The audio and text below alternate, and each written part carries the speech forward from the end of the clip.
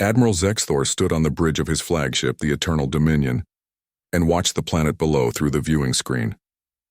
New Terra, the humans called it, a small colony world on the edge of unclaimed space. His 4 eyes narrowed as he reviewed the data again. This would be conquest number 128 for the Valdor Empire. The process was always the same. Send a fleet. Make demands. The new species would see the massive warships and surrender. Sometimes they resisted for a few hours. Sometimes they begged. But they always submitted in the end. 3,000 years of galactic dominance had taught the Valdor that overwhelming force always won.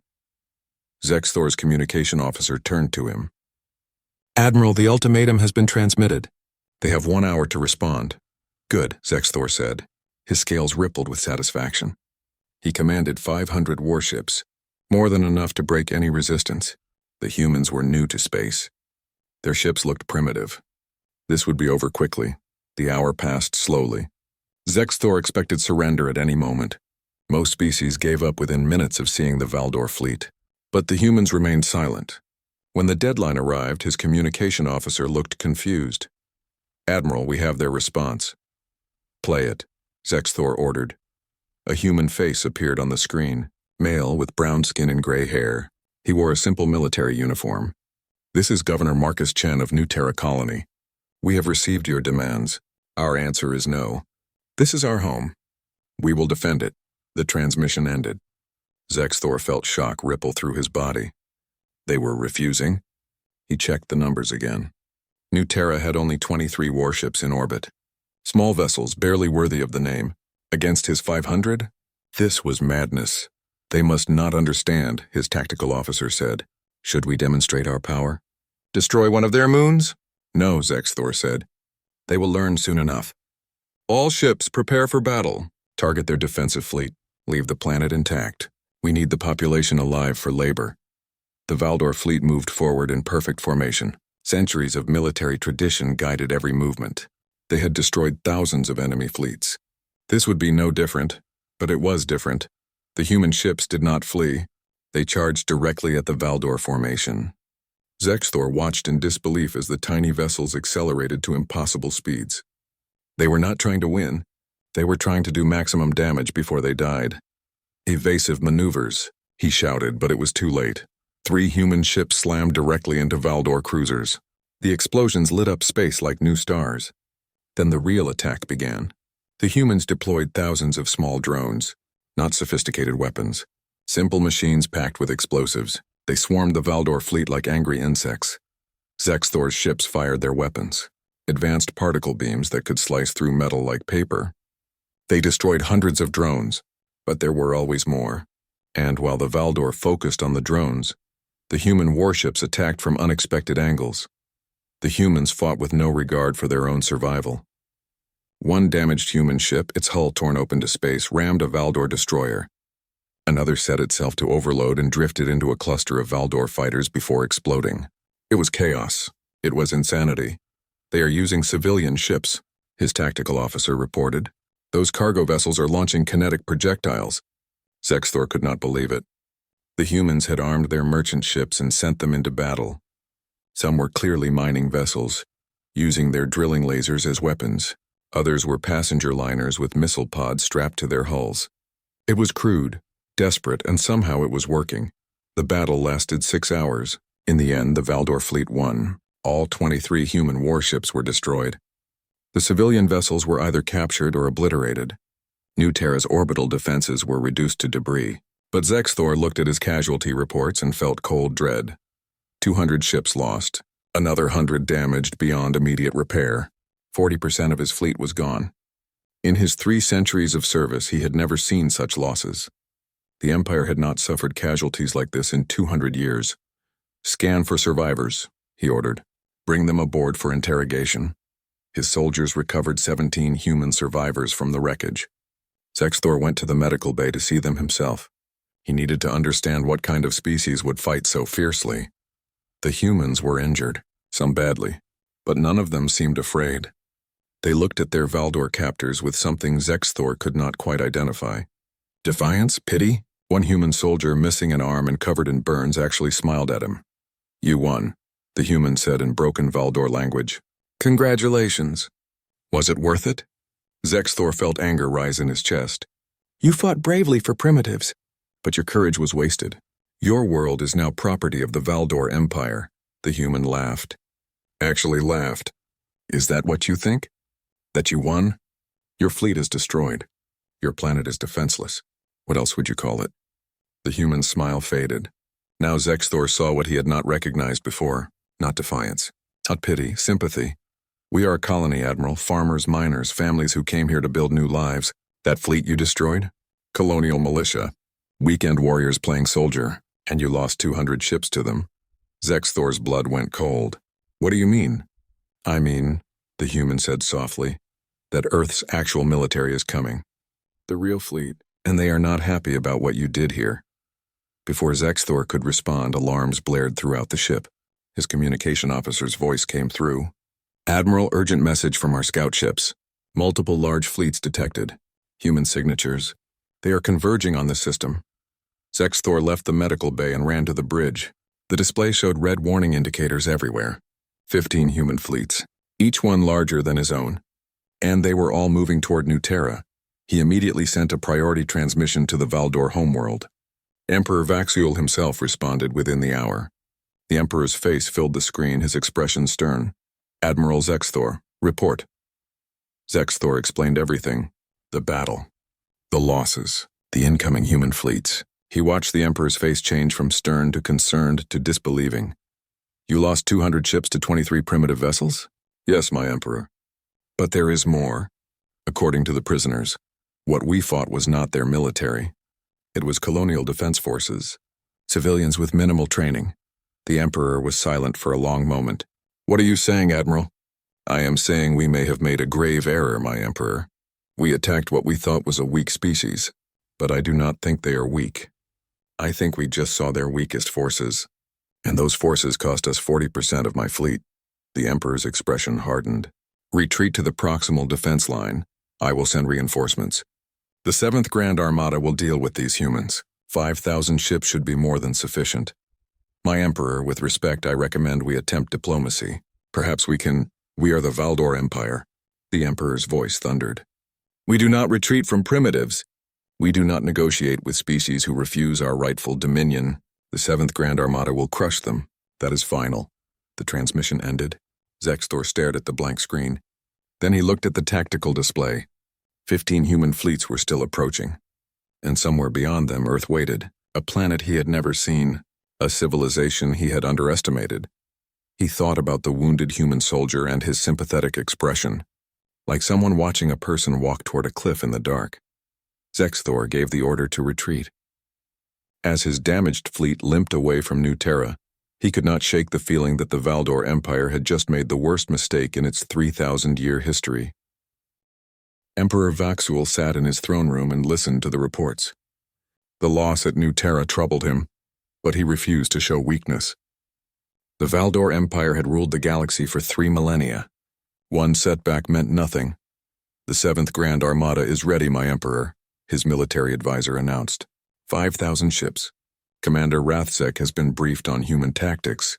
And what is his assessment? The Emperor asked. He believes Admiral Zexthor was caught off guard by unconventional warfare. With proper preparation and overwhelming numbers, the humans will be crushed quickly. The Emperor nodded. 5,000 ships. The 7th Grand Armada had toppled entire civilizations. It represented 15% of the Empire's total military strength. More than enough to handle one primitive species. Send them immediately. I want this resolved before other species begin to question our power. What the Emperor did not know was that his intelligence network had failed him completely. Valdor scouts had been watching Earth itself, and their reports painted a picture of minimal defenses. A few orbital stations, small patrol fleets, nothing impressive. The scouts interpreted this as weakness. They did not understand human military doctrine. Humans did not believe in static defense. They believed in projection of power. Their real strength was not in orbit around Earth. It was scattered across hundreds of systems, ready to deploy anywhere at any time. Commander Rathzek led the 7th Grand Armada with confidence. He had studied the battle at New Terra. The humans relied on surprise and suicidal tactics. His fleet would stay in formation, They would use their superior weapons at long range. They would not allow the humans to get close. The Armada traveled for 3 weeks to reach the Proxima Junction, a major trade route hub. Intelligence suggested this was where the human fleet would make its stand. Rathzek's scouts reported 800 human vessels waiting for them. Only 800, Rathzek said with satisfaction. They are either overconfident or desperate. All ships battle formation. We advance as one wall. Destroy them at maximum range. The two fleets met in the empty space between stars. The Valdor began firing their particle cannons at extreme distance. The weapons were accurate and deadly. Several human ships exploded immediately. But the humans did not behave as expected. Instead of charging recklessly, they scattered. Their fleet broke into dozens of smaller groups, each moving in different directions at high speed. It reminded Rathzek of water flowing around rocks. Maintain formation, he ordered. Do not break ranks. Then the human weapons arrived. Missiles moving at 90% of light speed. By the time Valdor sensors detected them, there was less than a second to react. They tore through Valdor shields like they were not there. Dozens of ships exploded in the first salvo. How are they generating that much acceleration? His science officer shouted. It does not matter. Return fire. But the humans were already inside the Valdor formation. Their smaller ships zipped between the massive Valdor cruisers, launching torpedoes and railgun slugs at close range. Rathzek realized with horror that his own ships could not fire without risking hitting each other.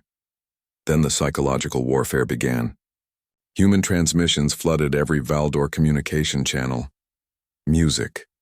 Strange, aggressive music with pounding rhythms and screaming vocals.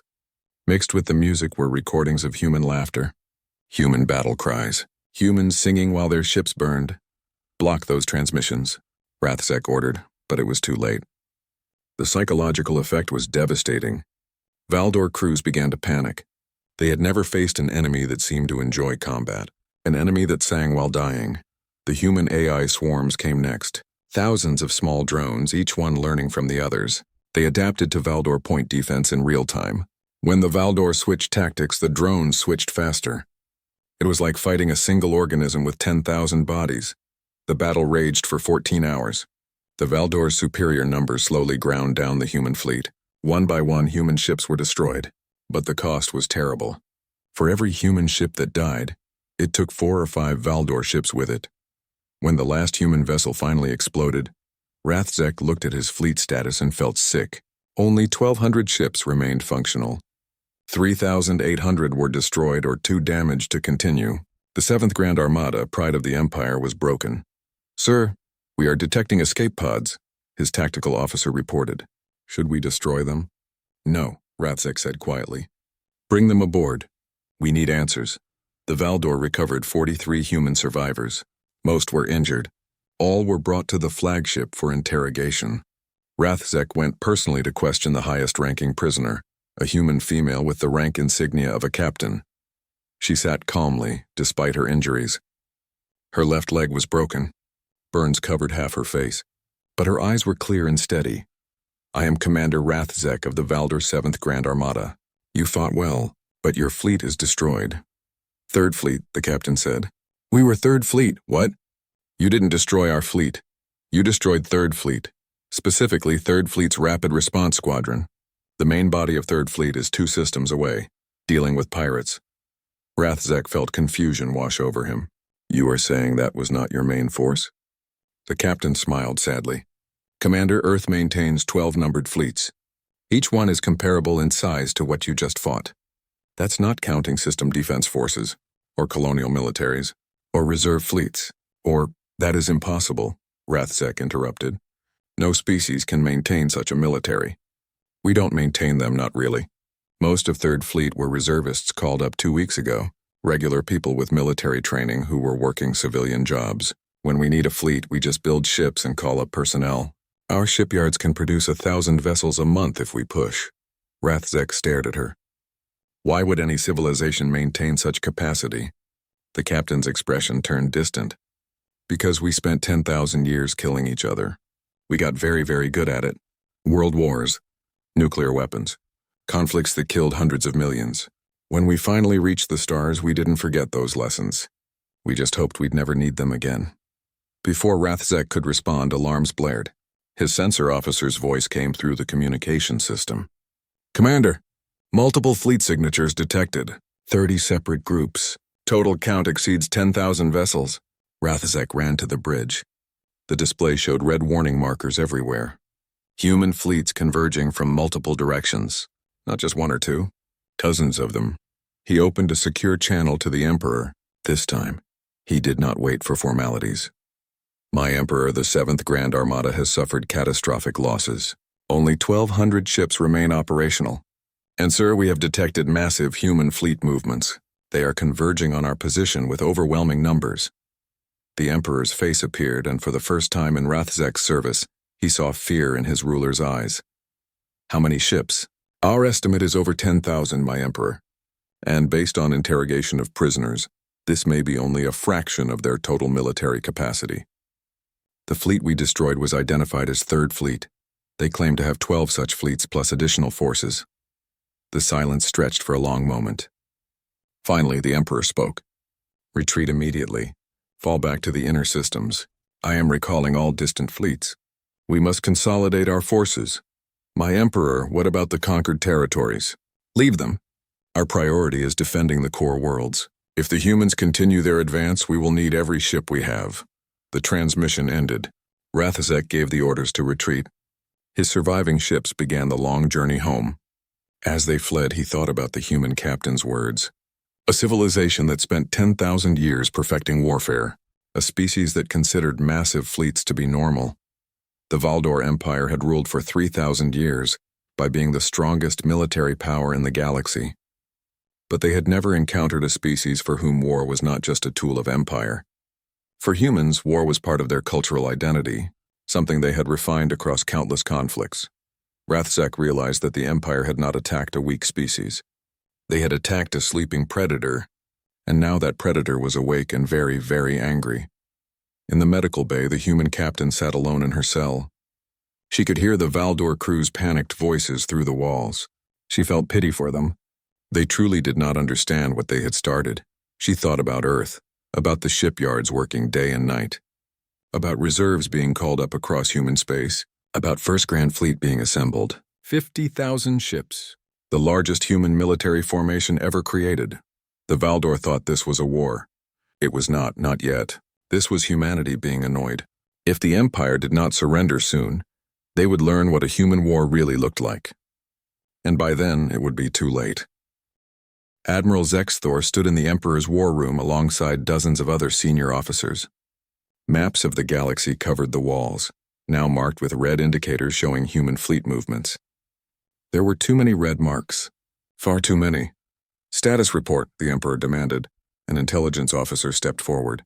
Her scales had lost their usual vibrant color, dulled by stress. My Emperor, we have confirmed major human offensives on 3 fronts. Each attack force consists of at least 3,000 ships. They are systematically targeting our frontier colonies. And our forces? The Emperor asked. We are winning most engagements, but casualties are severe. We destroy 2 human ships for every one we lose. But they keep coming. They replace losses faster than we can count them. Zexthor cleared his throat. My Emperor, with your permission, I have analyzed human communication intercepts.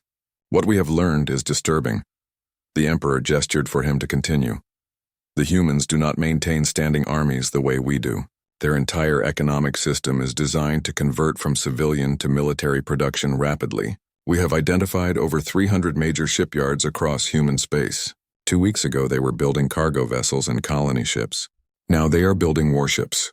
They are producing approximately 1,200 new vessels per week. The room fell silent. Finally, the Emperor spoke. That is impossible. No economy can sustain such production. Zexthor pulled up holographic displays. They are doing it, my Emperor. Human civilization has 167 billion citizens across 240 colonies.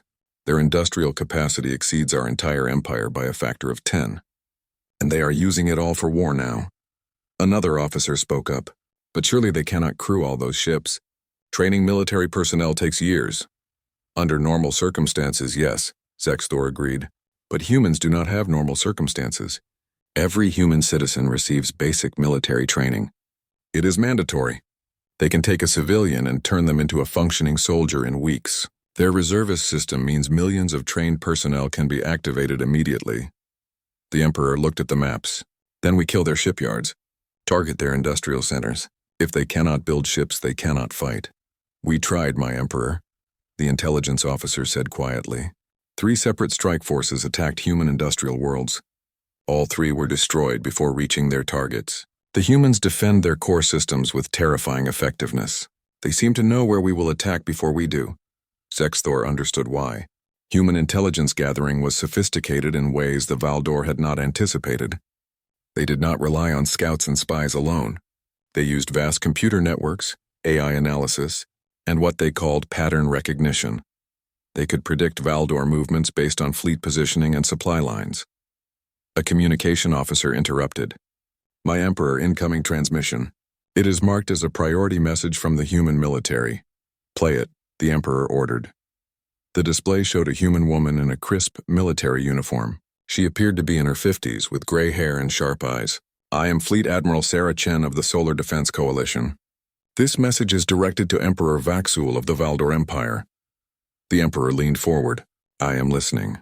Emperor, your forces attacked our colony at New Terra without provocation. You killed 40,000 civilians. You then attacked our fleets when we responded to defend our people. This aggression cannot stand. You refused our legitimate demands, the Emperor shouted. Your species must submit to the natural order. Admiral Chen's expression did not change. There is nothing natural about your empire, Vaxul. You have conquered 127 species through violence. You enslave populations. You steal resources. You claim to bring order, but you bring only suffering. Every species resisted us. Every species now prospers under our rule. Do they? We have been monitoring your communications. 63 of your subject species have already declared independence in the past month. They see that you can be defeated. They are rising up. The Emperor's face darkened. Temporary chaos. We will restore order. With what forces? You have lost over half your military in the past 6 weeks. Meanwhile, we are just getting started. The fleets you have faced so far? Those are our rapid response forces. 3rd Fleet, 7th Fleet, 11th Fleet. Reserve units mostly. Adequate for policing and patrol. Then what have we been fighting? The Emperor demanded. Admiral Chen smiled slightly. The peacetime Navy, Emperor. We maintain those fleets for pirates, smugglers, minor threats. They are designed for quick deployment, not sustained combat. But now you have our full attention. 1st Grand Fleet is being assembled. 50,000 ships. That is our we are serious now fleet. Zexthor felt his blood run cold. 50,000 ships? It was more than the entire Valdor military at full strength. You are bluffing, the Emperor said. But his voice lacked conviction. Am I? Let me explain something about human civilization, Emperor. We do not maintain peacetime armies. We maintain the capacity to build wartime armies. Every shipyard can be converted. Every factory can produce military equipment. Every civilian has basic military training. When humanity goes to war, we do not send an army. We become an army, she continued, her voice calm but implacable. We spent 10,000 years fighting ourselves. We had 2 world wars that killed hundreds of millions. We developed nuclear weapons and nearly destroyed our own planet. We learned to build war machines because our survival demanded it. When we reached the stars, we brought that knowledge with us. The Emperor was silent. Admiral Chen leaned forward. You thought we were weak because you saw our frontier colonies. You thought we were primitive because our ships looked simple. But you did not ask the important question. Why would a species build such extensive military infrastructure during peacetime? Why would they train every citizen for war? Why would they design their entire economy for rapid military conversion? Why? The Emperor asked quietly. Because we have been afraid since we first looked up at the stars. Afraid of what we might find out here. Afraid of hostile aliens. Afraid of threats we could not imagine. So we prepared. We built redundant systems. We spread our population across hundreds of worlds so no single attack could destroy us. We became very, very good at violence, and we hoped we would never need to use those skills again. Admiral Chen's expression hardened. But then you attacked New Terra. You killed our people. You forced us to become what we had hoped to leave behind. And now you are learning what humanity is capable of when we are truly angry. The transmission ended. The war room was silent. Finally, one of the younger officers spoke. My Emperor, this must be propaganda. 50,000 ships? It is impossible, is it? Zexthor said quietly. We have seen their production capacity. We have seen their population numbers. We have seen how they fight. Admiral Chen was not making threats. She was stating facts. The Emperor stood and walked to the galactic map. His empire, marked in blue, had seemed so vast just months ago. Now it looked small, fragile. Human territory was marked in green. It was smaller than the Valdor Empire in total systems, but the infrastructure markers told a different story. Shipyards, industrial worlds, population centers, hundreds of them. What are our options? The Emperor asked. His military council looked at each other. Finally, Zexthor spoke. We can continue fighting and hope to win through attrition. We can fortify our core worlds and prepare for a siege. Or we can negotiate while we still have leverage. Negotiate? With primitives who refuse our rightful dominion. With respect, my Emperor, they are not primitives. We made that mistake. They are a peer power we failed to recognize. And if we continue this war, they will not stop at defeating us. They will dismantle the Empire completely.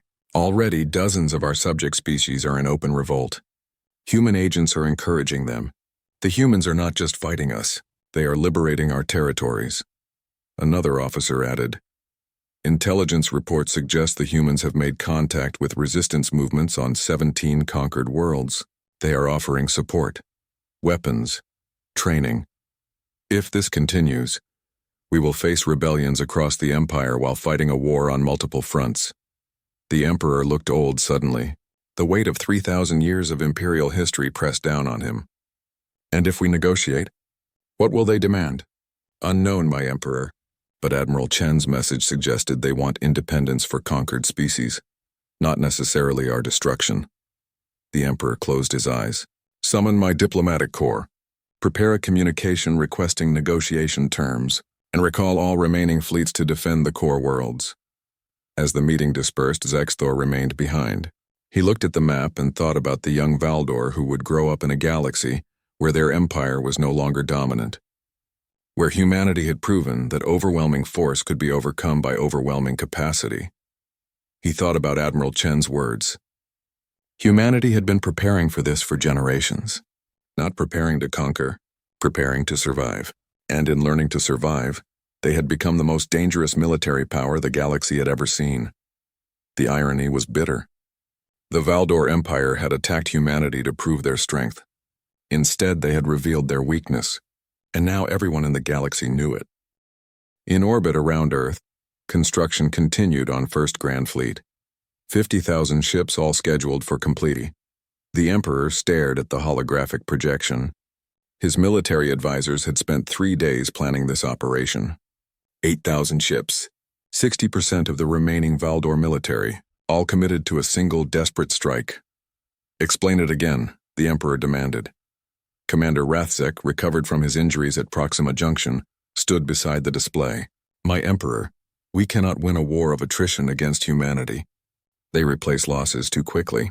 But every military has a command center. For humanity, that center is Earth. If we strike there, destroy their government and shipyards, we can decapitate their entire war effort. But Earth is their homeworld. It will be heavily defended, yes, my Emperor, but not as heavily as you might think. Our scouts report that most of Earth's defensive fleets have been deployed to offensive operations. The humans are confident we cannot reach their core systems. We will use that confidence against them. Admiral Zexthor stood nearby, silent. He had argued against this operation, warned that it was too risky. But the Emperor was desperate. The Empire was collapsing. Rebellion spread daily. Human fleets continued their relentless advance. This strike was meant to change everything. When do we launch? The Emperor asked. The fleet is ready now, my Emperor. Commander Kaleth will lead the attack. I will remain here to coordinate defense of the homeworld. The Emperor nodded. Do it. Bring me Earth's surrender or do not return. Commander Kaleth was young for his position. Only 60 years old, aggressive and ambitious. He believed the Empire's recent defeats were due to old commanders using outdated tactics. He would show them how modern warfare was conducted. His fleet of 8,000 ships entered faster than light travel and headed for Earth. The journey took 9 days. During that time, Kaleth reviewed every piece of intelligence on Sol system. The asteroid belt could be problematic, but his fleet could clear it. The outer planets had some defensive installations, but nothing serious. And Earth itself showed only modest orbital defenses. The humans have made a critical error, he told his officers. They sent their fleets away and left their homeworld exposed. We will exploit that mistake. The fleet arrived at the edge of Sol system and immediately began scanning. Calith smiled as the sensors confirmed intelligence reports. The asteroid belt had been modified. Mining equipment and weapons platforms. Annoying but manageable. Jupiter's moons showed defensive installations. Neptune had a small shipyard, and Earth itself had 2,000 ships in orbit. Only 2,000, against his 8,000. Even if the human ships fought with their usual ferocity, the numbers favored him overwhelmingly. All ships, battle formation. We advance in 3 waves. First wave engages the orbital defense fleet. Second wave destroys ground-based defenses. Third wave holds in reserve. Proceed at maximum speed. The Valdor fleet swept into Sol system like an iron fist. They passed Neptune's orbit. The small shipyard there launched missiles, but the fleet's point defense destroyed them easily. They passed Uranus, Saturn, Jupiter. Each time minor defensive installations harassed them, but nothing significant. Then they reached the asteroid belt. That was when the real defenses activated. Thousands of weapons platforms hidden among the asteroids opened fire simultaneously. Railguns launching projectiles at relativistic speeds. Missile batteries. Laser arrays. The asteroids themselves had been converted into fortresses. Evasive maneuvers. Return fire, Calith shouted. His fleet scattered and began destroying the platforms. It cost him 300 ships, but they cleared a path through. Mars had a garrison that launched a desperate attack. Calith's forces crushed them, losing another 100 ships. Now Earth lay before them. The 2,000 human ships moved to intercept. Calith felt triumph surge through him. This was it. The decisive battle.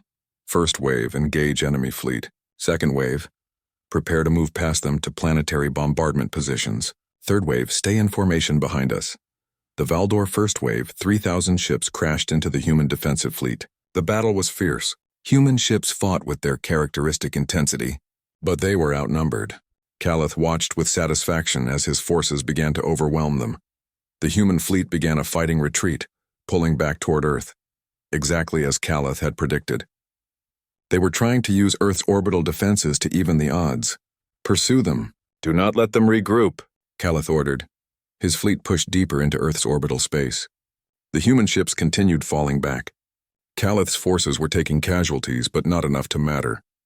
They would win this. Then Admiral Sarah Chen's voice echoed across every communication channel. Now. Space around Earth seemed to shimmer. Ships appeared. Not dozens. Not hundreds. Thousands of ships materialized from stealth, emerging from positions throughout the inner solar system. They had been hiding in the Kuiper Belt, using advanced stealth technology that rendered them invisible to Valdor sensors. Calith stared at his tactical display in horror as the numbers updated. 8,000 new contacts, human warships all around his fleet. He was surrounded. It was a trap, he whispered. All of it, a trap. The Earth defense fleet stopped retreating and turned around. Now Calith's forces were caught between 2 human fleets. 10,000 human ships against his 8,000, and the humans had the advantage of position. All ships defensive formation. Concentrate fire! We can still... The human attack cut off his words. This was not like the previous battles. The humans did not use suicide tactics here. They did not need to. This was coordinated professional military action. Precise, overwhelming. The human ships moved in perfect coordination. Groups of 10 focusing fire on single Valdor ships. When one target was destroyed, they switched to the next. It was systematic, efficient, brutal. Calith's communication officer screamed, "Sir, they are jamming our faster-than-light communications.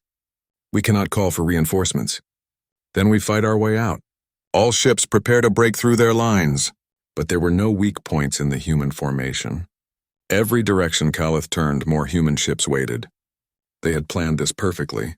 They had known exactly how many ships the Valdor would send. They had known the route. They had prepared accordingly. Admiral Zexthor watched from the Valdor homeworld through the limited information they could receive. Scout ships at the edge of Sol system transmitted what data they could before human forces destroyed them. Zexthor saw the truth in those final transmissions. The Earth orbital defense fleet, the asteroid fortifications, the planetary defenses, all of it had been theater, a performance designed to make the Valdor fleet commit completely, to draw them deep into the system where the real defense fleet waited in stealth. The humans had sacrificed their defensive fleet as bait. Every ship that died in that initial engagement was a calculated loss, and now they were taking their revenge. The Battle of Sol lasted 18 hours. When it ended, only a handful of Valdor ships escaped. Commander Calith was not among the survivors. His flagship had been destroyed in the opening minutes of the human counterattack. Of 8,000 ships that entered Sol system, fewer than 500 returned. The worst military defeat in Valdor history, and it came at their enemy's homeworld. Admiral Zexthor brought the news to the Emperor personally. He found Vaxul in the throne room looking older than his centuries. Calith is dead. The fleet is destroyed.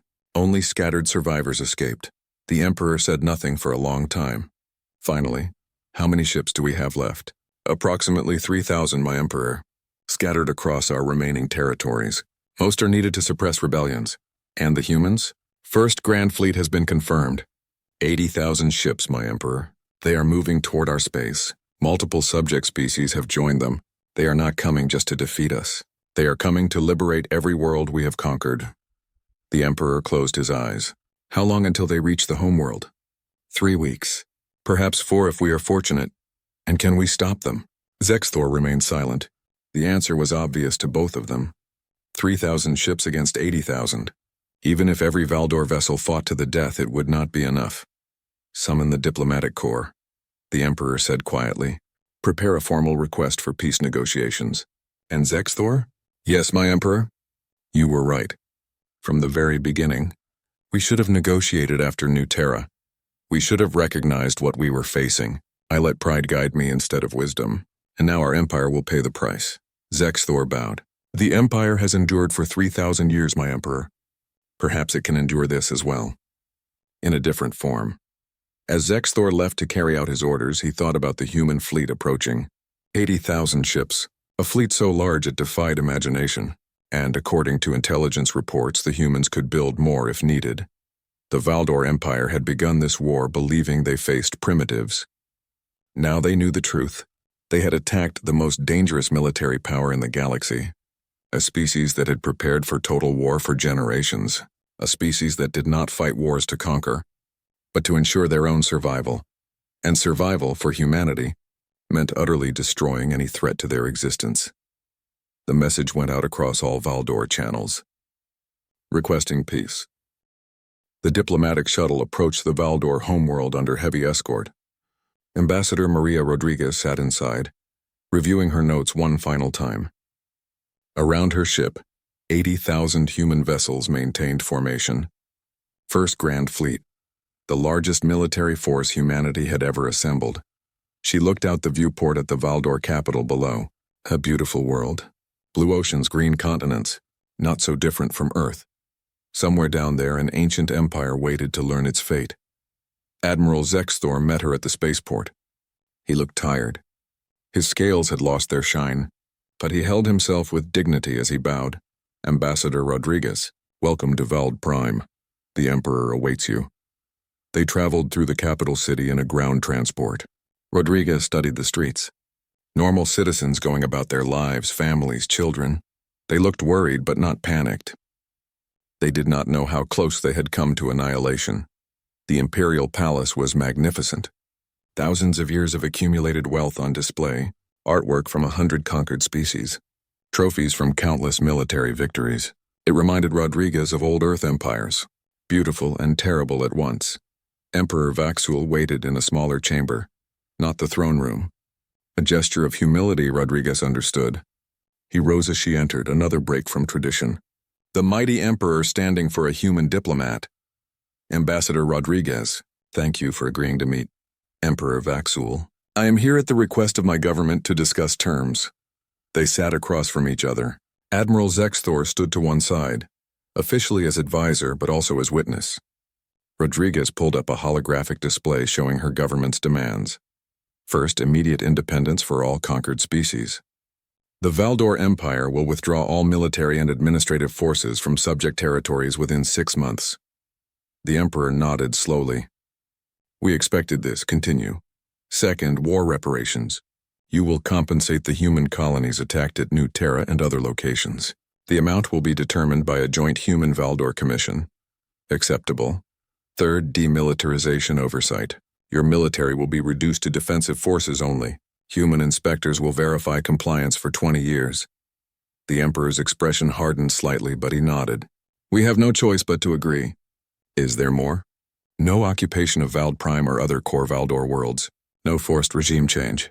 You may maintain your government and sovereignty, provided you comply with the treaty terms. The Emperor looked surprised. You do not demand our subjugation? After everything? Rodriguez met his gaze.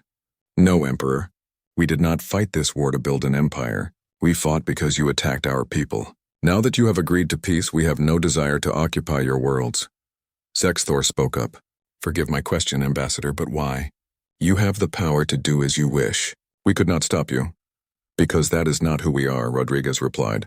Or at least not who we want to be. Humanity has made many mistakes throughout our history. We have built empires, enslaved populations, committed terrible atrocities. We learned slowly and painfully that might does not make right. That conquest brings only temporary power and long-term suffering. She paused, choosing her words carefully. We could destroy your civilization, Emperor.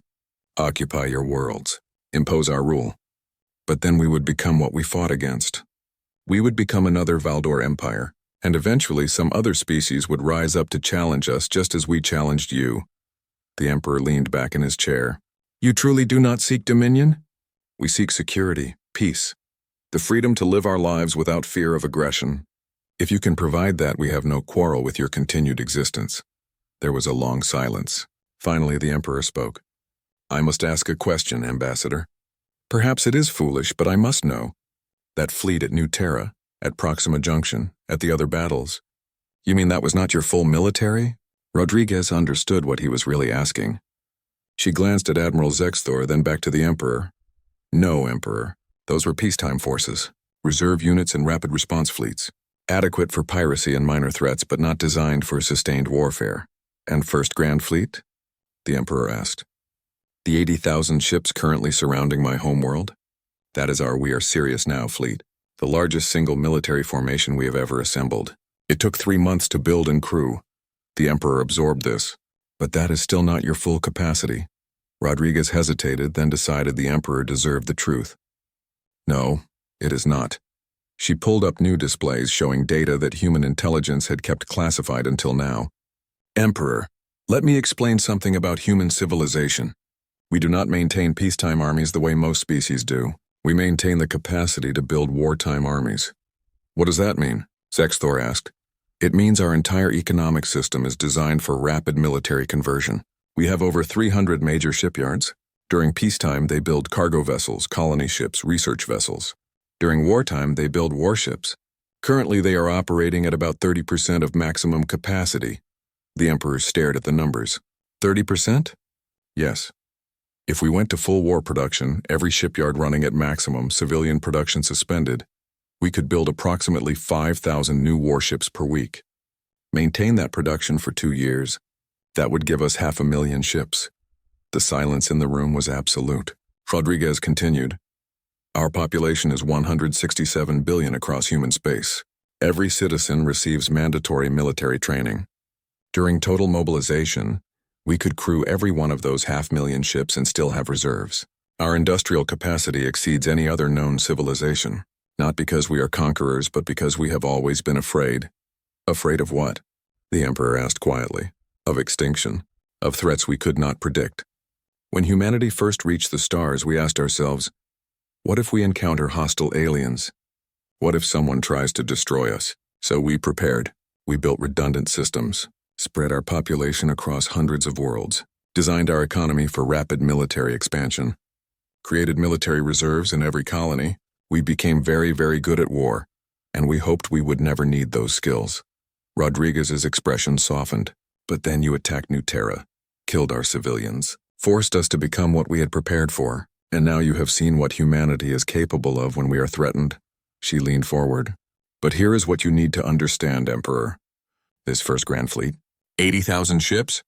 This is humanity being annoyed. This is us using a fraction of our capacity to deal with what we consider a regional threat. If you want to see our full military capacity, if you want to see what happens when humanity faces an existential threat, when we commit everything we have to total war." She let the sentence hang. The Emperor finished it for her. The galaxy would burn, not the galaxy. Just our enemies. We do not fight wars of conquest, Emperor. We fight wars of survival, and when we fight to survive, we do not stop until the threat is completely eliminated. No mercy, no quarter. Total annihilation of anything that threatens our existence, Zexthor found his voice. Why tell us this? You have won. We have surrendered. Why explain how much stronger you truly are? Rodriguez looked at him. Because I want you to understand what you started, what you barely survived. The new Terra attack killed 40,000 civilians. If you had killed 40 million or 400 million, you would have seen total war, full mobilization, 500,000 ships, billions of soldiers, human fleets in every corner of the galaxy, and we would not have stopped with your military. We would have reduced every Valdor world to ash. She stood. I tell you this so you understand the mercy we are showing. The restraint. You attacked us, killed our people, and we are letting you live. We are letting your civilization continue, because despite everything, we still believe in giving second chances. But there will not be a third chance. If the Valdor Empire ever threatens humanity again, there will be no negotiations. No mercy, only extinction. The Emperor stood as well. I understand, Ambassador, and I apologize for New Terra for all of it. We believed we were facing primitives. We did not realize we were attacking the most dangerous species in the galaxy. We are not dangerous unless threatened, Rodriguez corrected. We just want to live in peace, to explore, to build, to create. But we learned long ago that sometimes peace must be defended with overwhelming force. That is the tragedy of our history. We became very good at violence because our survival required it. She gestured to the treaty documents. These terms are fair, Emperor. They ensure our security while allowing your civilization to continue. Sign them, honor them, and there will be peace between our peoples, perhaps even friendship in time. Emperor Vaxul looked at the documents for a long moment. Then he signed them with the traditional Valdor seal. It is done. The war is over. Rodriguez nodded. First Grand Fleet will withdraw within the week. We will maintain a small embassy here and monitoring stations to verify treaty compliance, but we have no desire for a long-term military presence in your space. As the meeting concluded, Admiral Zexthor escorted Rodriguez back to her shuttle. Before she boarded, he spoke. Ambassador, may I ask one more question? Of course, Admiral.